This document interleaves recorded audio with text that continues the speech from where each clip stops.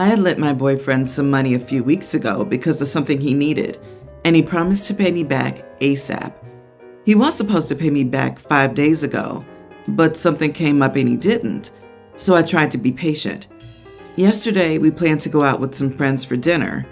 Unfortunately, I was robbed on the bus yesterday after I returned from work and had all my money and cards stolen. I canceled my cards, but the bank customer service told me my new card with my new details, both physical card and the digital details for Apple Pay, would be available the following morning because the banks were closed that afternoon, so I had no money. When we went to dinner with my boyfriend and friends, I asked if he could pay me back the money, or at least pay for my meal since I had no money. He didn't exactly say yes or no, just a simple "don't worry." As we ordered, he only ordered for himself and told me that he couldn't cover for mine at the moment, so I better not order anything and just have some bites from his meal. I was so mad and frustrated because he had promised to give me back the money. He then claimed something came up and couldn't give them back, but ordered a nice meal for himself and told me to get his scraps because he wouldn't pay me back, or at least for my meal. So I'd be the only one sitting there with no dinner in front of me. I said, "This is ridiculous," and I got up and left. Our friends now believe it was shallow of me to get up and leave, and that I should just be polite and stay there. I can't quite understand that logic, but is there any way that I'm the idiot? Excuse me, what? Not the idiot. Walk out of that restaurant and his life. You shouldn't have asked him to pay for you in the first place if he knew you had lost all your belongings. And saying "don't worry" implies he'll take care of it. Geez, leave him and don't look back. OP, I'm sorry you were mugged. That's always an upsetting experience, and I hope you were okay. Given the situation, the fact that your boyfriend would not do the minimum and your friends think you should have sat not eating while all of them had a meal is terrible. He is a terrible boyfriend, and your friends are idiots. I suggest you get your new cards, take yourself out to a nice meal, and stop hanging with terrible people. Yeah, if they all knew you had been robbed and your boyfriend told you to eat a few bites of his meal, they should have offered to buy you a meal. They could have all chipped in if it was too much for one person. That's just sad that they all expect you to sit there while they eat. It's insane for your friends to think it was low for you to leave. I'm so sorry this happened to you. You deserve so much better. OMG, she was robbed? And instead of comforting her and paying for her food, her boyfriend relegated her to a dog eating scraps from him? If he indeed didn't have any money to cover for her, he could have ordered the food for her as an empathetic gesture, not to mention he owes her. Considering you had just been robbed, even if he didn't owe you money, I think he should have bought you dinner. Any decent boyfriend or friends would have covered your meal and given you some cash to get by until your cards were replaced. Honey, you need to walk far away and never return. That's not just a red flag. He smashed your face in with the flagpole. I'll preface this by saying that I, female 34, lost my late husband years ago to cancer. I have a young son named Joseph. I met my now husband, Tim, 37, 2 years ago and married recently. Tim loves Joseph and considers him his own, and he has shown that many times. So we don't normally have any issues except for this. Tim started a habit of calling my son a nickname, Joey. My problem with this nickname is that it was used by my late husband for Joseph, and it's kind of special to him. I asked him not to use this particular nickname, and he fought me off about it, then came around and stopped doing it. Days ago, I hosted dinner with my late husband's family. They visit regularly. We sat down for dinner and suddenly Tim said, "Hey Joey, could you pass me this plate, please?" The whole room was quiet, and I got all sorts of dirty looks from my late husband's family because they knew he exclusively used this nickname. I looked at Tim and then lashed out at him loudly and in front of everyone, telling him that what he did was not okay and was a major overstep. He seemed shocked and said that he really wasn't paying attention and it was a slip-up. I responded that I had already warned him about it a million times, yet he chose to ignore it. He was red in the face. Finally, he got up, excused himself to the bathroom, and stayed there. After the guests left, he started arguing that I embarrassed him, hurt his feelings, and went too far to scold him publicly over a slip-up. I said that I had already told him about how my late husband's family and I felt about this, but he said that we should get over ourselves, especially since Joseph doesn't care. We argued some more, then he and I stopped talking to each other. You are the idiot. It's a nickname. It's super common for Joseph. It's ridiculous to say that no one else is ever allowed to call him a super common nickname. I get that you lost your husband. Unfortunately, his family lost him as well, but it's been years. Are you and his family going to lose it every time you hear someone refer to your son as Joey? OP, you were the one who brought attention to Joey's nickname by blasting him at a family meal. Joey is not a patented or exclusive name. Yes, it's special to you. Your son is very young, and you found someone who adores your child. Isn't that enough? What you're making your new husband hyper aware of is that anything he utters will upset you, set you off, claim a memory as sacred, and perhaps push him away. Now, that would hurt your son Joseph, because a bond has been formed. If your son is okay with it, then it's no one else's place to have an issue with it. That's including you. I get you and your husband's departed family want to hold on to his memory for your son. Still, realistically, your husband is the only father he's really going to know, and by you letting your dead husband's family insert their wishes like this, the only person you're hurting is your son. Yeah, you've not mentioned if this is an issue for your son or not, once. It seems to be about you and your dead husband's family gatekeeping a very common nickname. This is much deeper than a nickname. I wish you luck figuring this out, though. I, 56 female, and my husband, Kurt, 59, have 2 daughters, Ruth, 32, and June, 30. 8 years ago, Ruth split up with her college boyfriend, Adam, 32. They'd been together since she was 20, and it was as serious as a college relationship could be. About 5 years ago, June announced that she reconnected with Adam at some alumni get-together. They'd all gone to the same university, and that they're now dating. Of course, Kurt and I were shocked she would do this, despite her sister's history with him, but she insisted that they were in love, and she couldn't help that, and that Ruth and Adam hadn't been together in years, so she hadn't done anything wrong. Ruth understandably was enraged over it. She said she was done with June and would never see her again.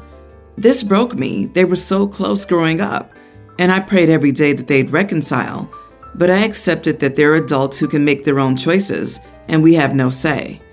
Kurt and I were also very disappointed with June and told her off many times, but after she proved that there was never any cheating involved while Ruth and Adam were together, things between us settled down. Out of respect for Ruth's feelings, we never brought the girls together again. Ruth and June visit us separately and still aren't on speaking terms after 5 years, but we maintained our relationships with them. Now June and Adam are married. Ruth has also moved on with a lovely boy. Coincidentally, both girls expect their first child. Ruth's due date is a little earlier. I can't put into words how excited we are to be grandparents and adore both of these children. I've been as supportive and as involved with our daughter's pregnancy as they want. However, last week Ruth dropped a bomb on us. She said that if we ever see June again, or her baby, she won't allow us in her child's life. This shattered me. It's kept me up every night. The thought of my grandchildren being deprived of loving grandparents is agonizing. I know Jean's actions deeply hurt Ruth, but I don't know if we should be punished just for not cutting our kid off. How can any parent even consider disowning a child? We begged her to reconsider and said our love for both of them isn't conditional, and we can't just stop loving one, but she's adamant. I don't want to accept Ruth's terms, as it seems like we'll lose a daughter and grandchild no matter what we decide. So I'd rather it not happen because we outright chose it. But I also don't want Ruth to believe we'd drop her in favor of June, because again, the thought crushes me. Am I the idiot if I don't comply with Ruth's ultimatum? Not the idiot. She's just making a final bid for control and using the baby as leverage. What happened to Ruth sucks, but she shouldn't be trying to take out her feelings on you, who sound like loving parents. Instead, tell her that you don't like the ultimatum and leave the door open should she change her mind. Also, while I understand she feels betrayed, June is right. It has been years and there was no betrayal during their relationship. I think Ruth needs to grow up.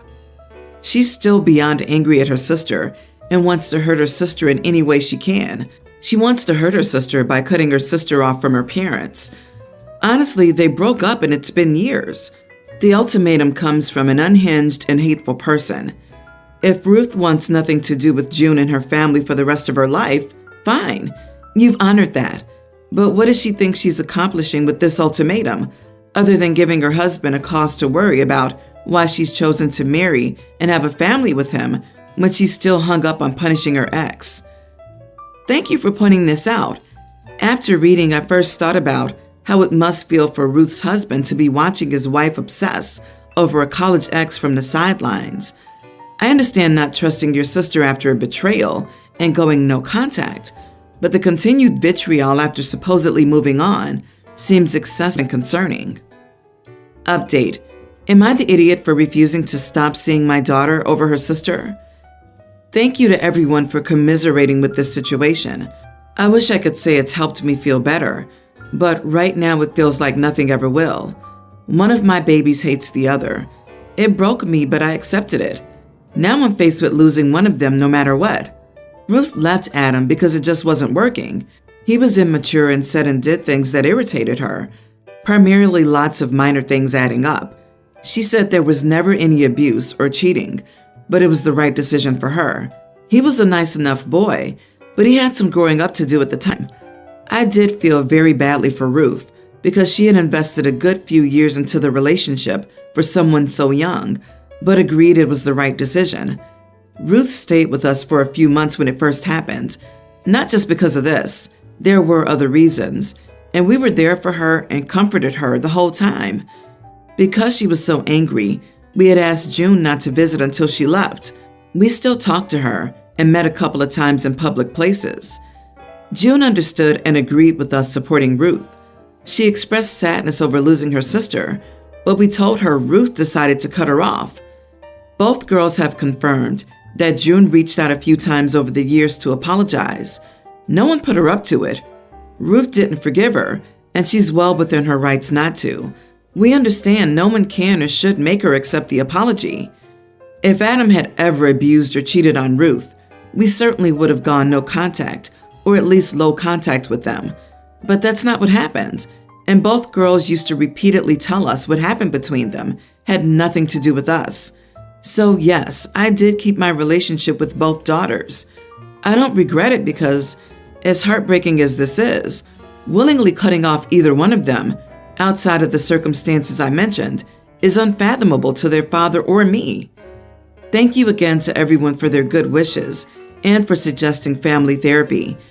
I will try and bring it up with Ruth and my husband.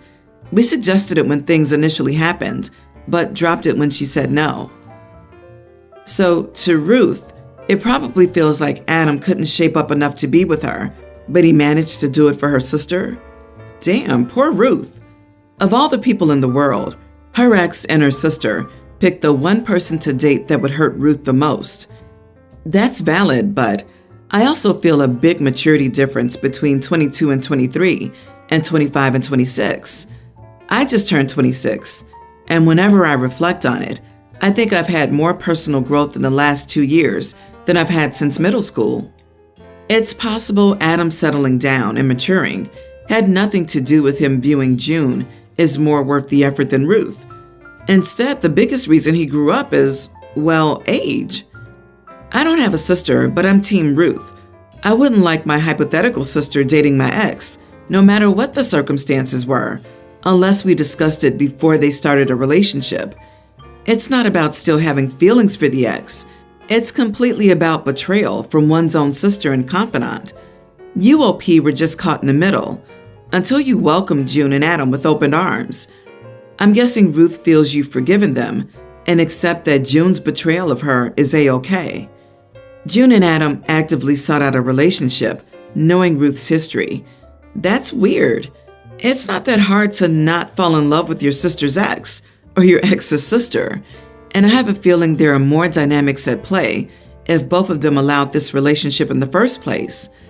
And I can't help but point out that neither Ruth nor you, OP, started this, and the only people who come out with zero wounds are the two who created this conflict in the first place.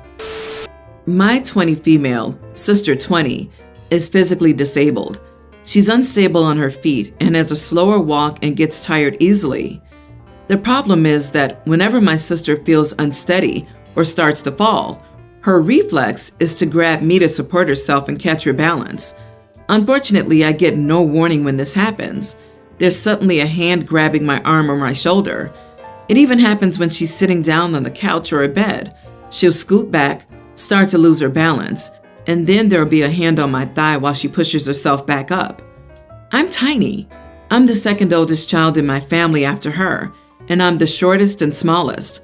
My sister has at least 20 pounds on me and almost a foot in height, so when she grabs me like that or uses me as support, it almost knocks me over. It hurts. She also has a habit of rolling her mobility aid scooter over my foot or using my feet to hold it in place while she climbs on. Her excuse is that she can't move while I can. But this happens when I'm backed into a corner. I have to stand there with the wheel of a 45-pound scooter rammed into my foot until my sister gets on and starts going. Every time she runs me over, she says it's my fault for not getting out of the way, even when she rams into me from behind. I'm really tired of being her brace. I understand that she's disabled and can't help her unsteadiness, but I can't keep getting almost shoved to the floor because she's trying to stop herself from falling.